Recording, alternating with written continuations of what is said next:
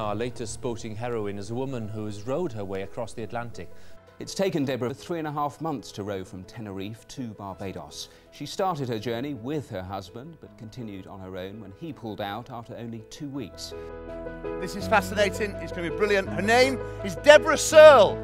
But I come up from the underground and I'm like this, come on, you can do it, you know. I'm like supercharged. I mean, it just has such an impact on the way I feel. And going into that next meeting, that's what I need, not defeated Debra. My mindset is the bit that I'm accountable for, not anyone else's, not the customers, not my colleagues. It's me. This is the bit I can do something about. And I think I just had to see myself that way. Because if I hadn't, I don't think I ever would have been able to move on from that paralysis, that fear. That was what gave me the courage to say, yeah, I'm going to at least give it a go.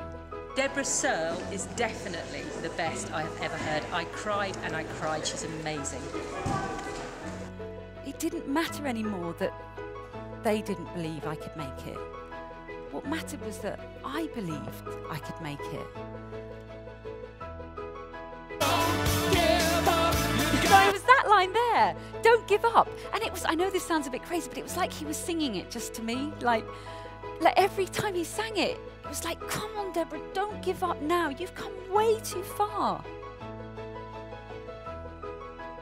I was so outside my comfort zone, and it made me tearful and then angry and, you know, every emotion under the sun. What would it look like for us to step outside the comfort zone this week? What would we do differently? Because if we always do what we've always done, we'll always get what we've always got as a business. I was just blown away by it, as my team were. And I think getting out of your comfort zone and never giving up is just the key to everything. And choosing your own attitude. Is that his words, they were free. Those words cost nothing to say. And we all have this abundant supply, this unlimited supply of free words, and yet how do we choose to use them each day with our customers, with our colleagues? And it was contagious. These free words were contagious.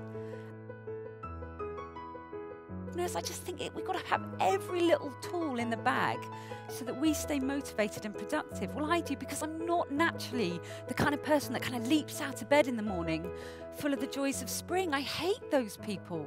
That's not me. And so I'm really reliant on these techniques. And I'd say out loud to myself, right, come on, Debra, choose your attitude. Which one is it going to be today? And I'd make myself pick one, although it had to be a positive one, because like negative ones were banned from the boat. And I can't help believe that that is the key for a lot of us. That if we can choose the right attitude, and actually if we've got the right people around us, anything, absolutely anything is possible. Oh my God, what an incredible story.